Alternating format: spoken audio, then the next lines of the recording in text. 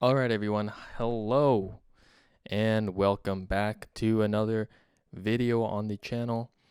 For those of you who are new to the channel, my name is Shaheen Manjezi. And on this channel, I answer your questions about manifestation, as well as I share all my knowledge and everything I've learned in my life up to this point. So I strive to share everything I know.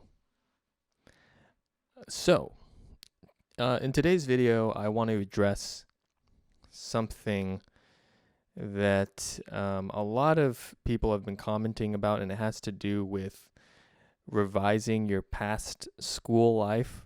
So these questions have been coming in from people who, maybe they got suspended from college, or they failed out of college and they ended up dropping out, or they didn't receive their degree for some reason, or even just students who are currently in college and, they've been struggling to get good grades and they want to manifest getting good grades and being a good student. So this video is for you if you are a student and you want to manifest getting good grades, becoming a good student, and reaching your goals academically, if that is what you are currently striving for and that's what you want to manifest. So I've written down like a few notes here for what I believe is a powerful way to manifest good grades for yourself by the end of this term, by the end of this school term, if you are currently enrolled, or if you're someone who's thinking about going back into college. Here's a few things that you can do. So the first thing revolves around revision. Okay. So for those of you out there who, maybe in the past you've gotten below average marks, or maybe you flunked out of some classes, you got to retake some classes, or maybe you dropped out of school and you kind of have developed this belief that you're not a good student and college is not for you and you don't have any chance of getting a degree. The first thing that I want to say is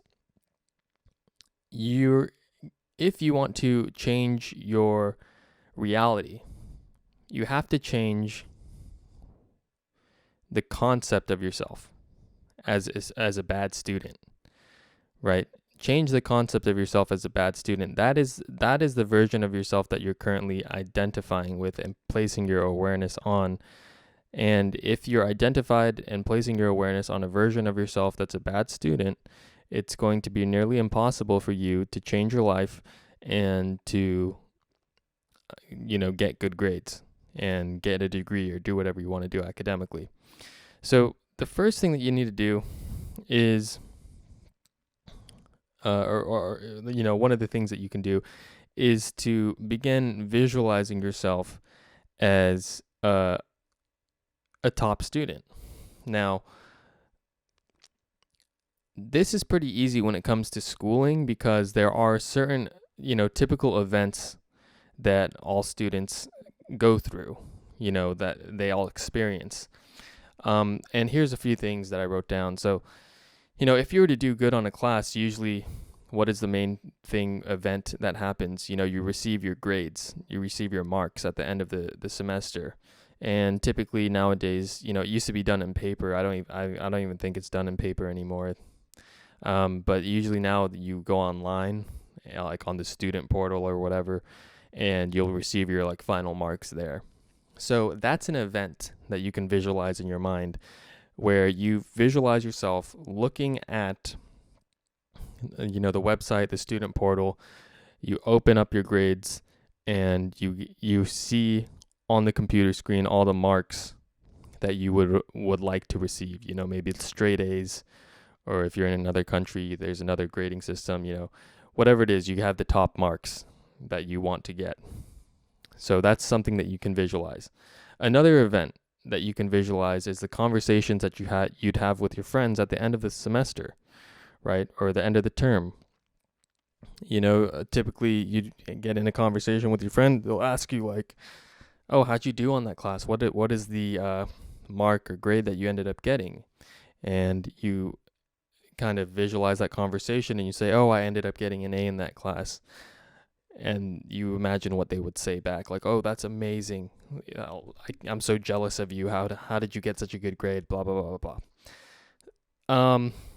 Another thing that you can visualize if you're someone who wants to get a college degree, an event that we're all familiar with, is walking in your graduation ceremony.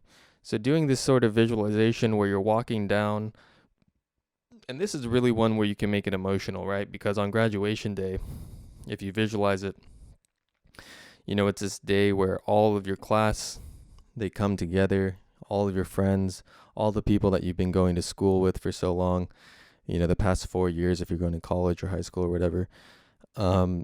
It's a day where you're celebrating all the hard work that you've put in for the past 4 years. You're taking photos with your friends, you're all of your family comes out, and it's a day where everyone's putting their focus and attention on you and your accomplishment. So visualizing that, how good it feels to have your friends and your family all together on that day, and doing a little visualization exercise where you can imagine yourself walking down the aisle, they call out your name, you see your family and friends in the crowd, and they're cheering your name, and you walk down the aisle and you shake the dean's hand, and they hand you your diploma, and you feel the satisfaction that, I did this, I went through the adversity, I doubted myself, but now I've completed schooling, I've completed my goal of getting a degree. So that's another event that you can visualize. That's going to sort of plant that seed in your subconscious mind that you are entering a reality where you get a diploma, you get a degree, and you accomplish your goal. Okay. Here's like another sort of visualization that you can do. It's when you're, this is something that I experienced when I was in college. Typically, like before your professor would give back their grades, give back, the tests or whatever for like the midterms. They would always do like a sort of review, like, oh, this many people got an A, this many people got a B, this many people got a C. They kind of write down the number of people that got an A and a B and a C and a D and an F. So I would always imagine, well, I wouldn't always imagine, but I did this a couple times. I'd do visualization exercises if I had a midterm coming up.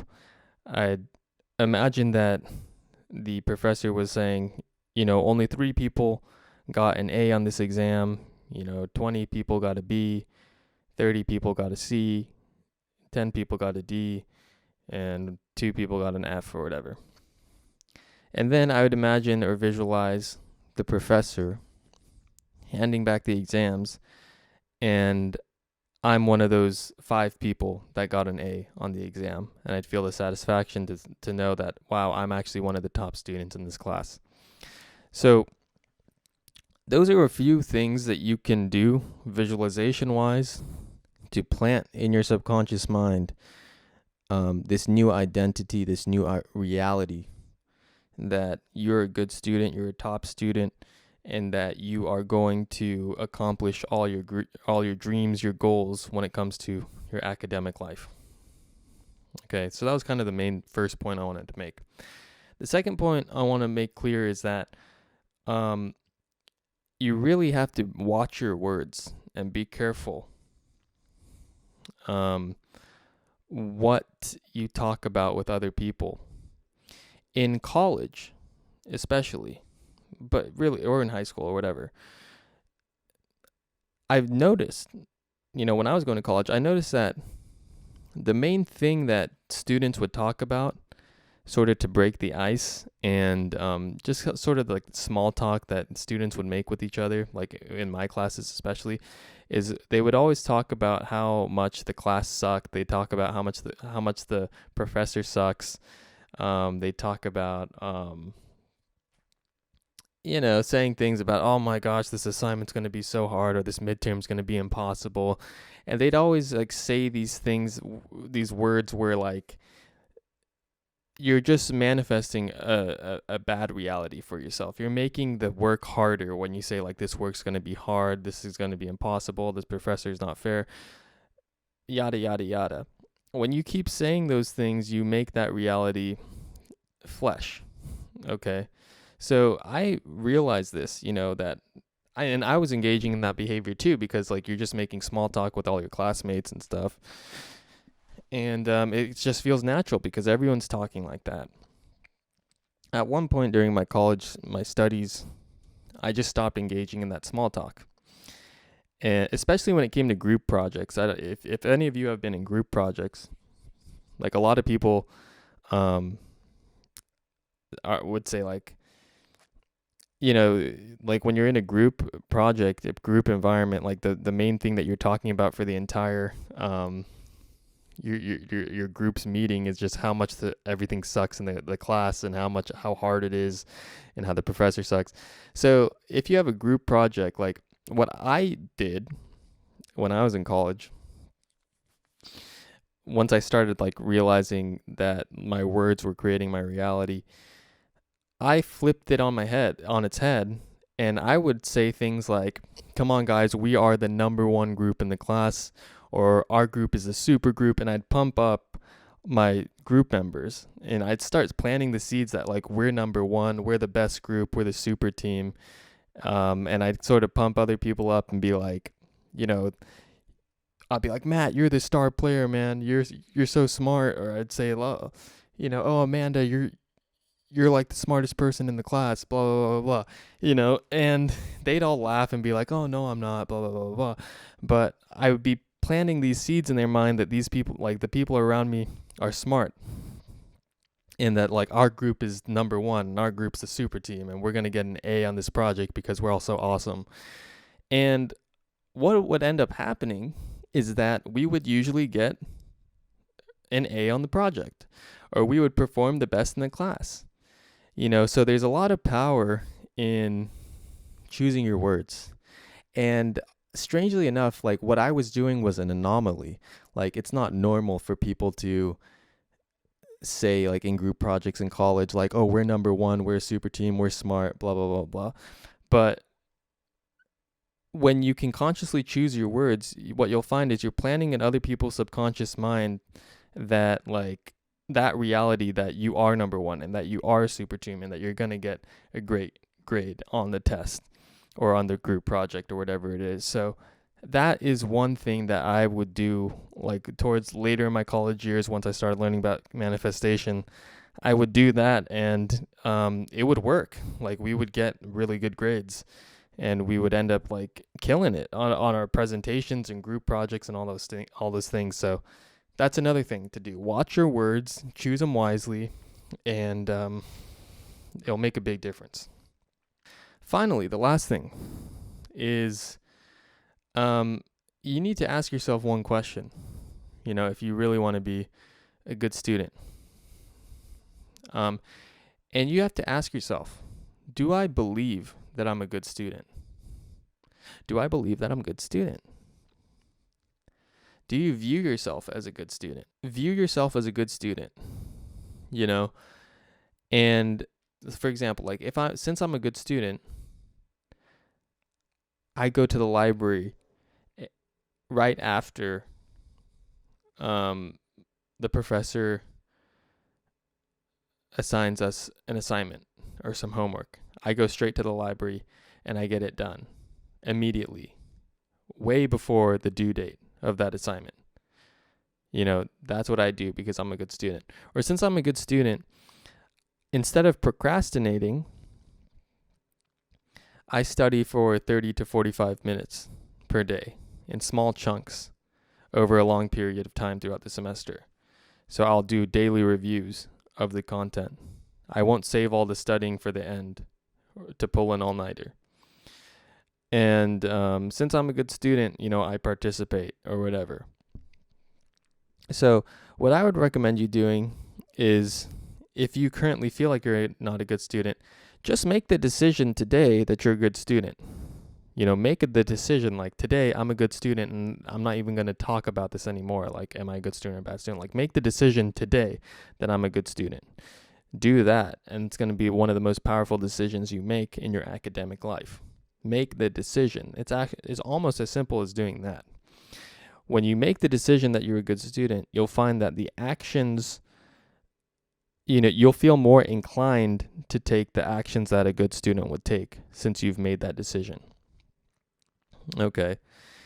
Um, so yeah, I think another thing that really helped me when it came to my studies is I stopped viewing all my homework and assignments and all of that stuff and studying as work. And I tried to make it as fun as I possibly could. You know, breaking things up. I'd start to get excited about my study plans and how I would attack like reviewing the content in the class and the chapters in the class. And um, I think if you can make studying fun, I know it sounds like weird, but if you can make studying fun and have like a system that works for you, where you feel like you retain the knowledge the best and you work the best on your schoolwork, then I think becoming a top student, becoming a straight A student is going to be actually effortless for you. Because in my opinion, the semesters where I would get straight A's and get on the dean's list, I felt like those semesters were easier for me than the semesters where I was struggling to get, B's and I was getting C's. I had those semesters, and in those semesters, I felt like I was putting so much work and effort, and I'd procrastinate, and I'd pull all-nighters, and I'd struggle so hard, and I would end up with a B or a C. In the semesters where I consider myself a good student, I would get the assignments done far in advance of the due dates.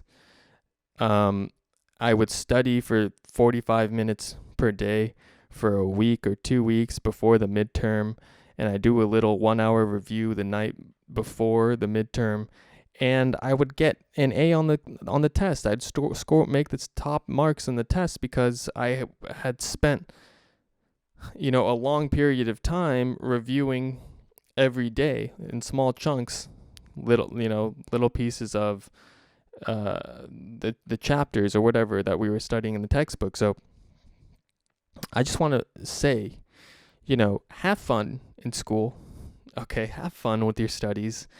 It's not supposed to be stressful, as stressful as we make it out to be. I think a lot of students make school more stressful than it really needs to be. And again, I think it comes a lot from like talking to other students, and like that's all you talk about is how hard school is.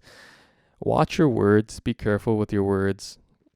Have fun in school. School is really fun, especially if you make friends and have a positive mindset.